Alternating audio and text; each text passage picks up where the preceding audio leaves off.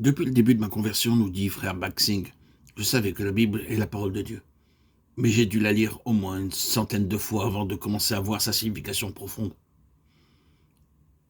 Je voudrais partager avec vous ce que Dieu m'a montré. Nous lisons dans Luc 1, 34-35, Marie dit à l'ange, comment cela se fera-t-il, puisque je ne connais point d'homme. L'ange lui répondit, le Saint-Esprit viendra sur toi et la puissance du Très-Haut te couvrira de son ombre. C'est pourquoi le Saint-Enfant qui naîtra de toi sera appelé Fils de Dieu. C'est la première grande œuvre du Seigneur Jésus-Christ. Il fut conçu par le Saint-Esprit et non pas par l'activité humaine. De même, nous aussi nous sommes nés de nouveau par le Saint-Esprit et non par la sagesse ou l'intelligence humaine.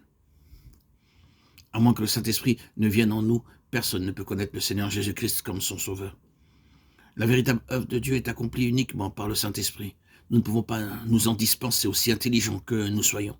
Le Seigneur Jésus naquit du Saint-Esprit.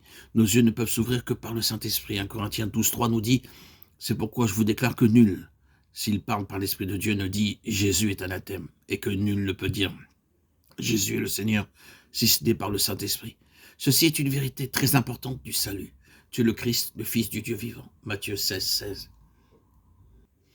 Nous avons donc été ensevelis avec lui par le baptême en sa mort, afin que, comme Christ est ressuscité des morts par la gloire du Père, de même nous aussi, nous marchions en nouveauté de vie. Romains 6:4. La seconde œuvre du Saint-Esprit dans la vie du Seigneur Jésus-Christ, nous la trouvons dans Luc 3:21-22. Tout le peuple se faisant baptiser, Jésus fut aussi baptisé, et pendant qu'il priait, le ciel s'ouvrit, et le Saint-Esprit descendit sur lui, sous une forme corporelle, comme une colombe, et une voix fit entendre du ciel ces paroles. Tu es mon fils bien-aimé, en toi j'ai mis toute mon affection. Avant que le Seigneur ne commençât son ministère public, il fut rempli du Saint-Esprit.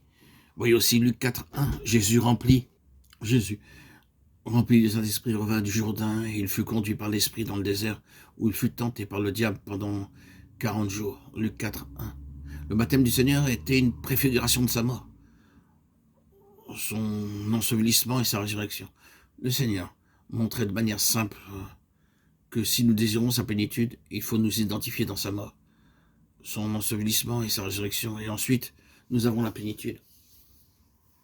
Troisièmement, dans Actes 10:38, nous lisons, vous savez comment Dieu a oint du Saint-Esprit et de force Jésus de Nazareth qui allait de lieu en lieu faisant du bien et guérissant tous ceux qui étaient sous l'empire du diable, car Dieu était avec lui. Ce fut la troisième œuvre du Saint-Esprit dans la vie du Seigneur Jésus-Christ. Il marcha faisant du bien sous l'onction du Saint-Esprit. En d'autres termes, il n'accomplit jamais un seul miracle de lui-même, de son propre choix.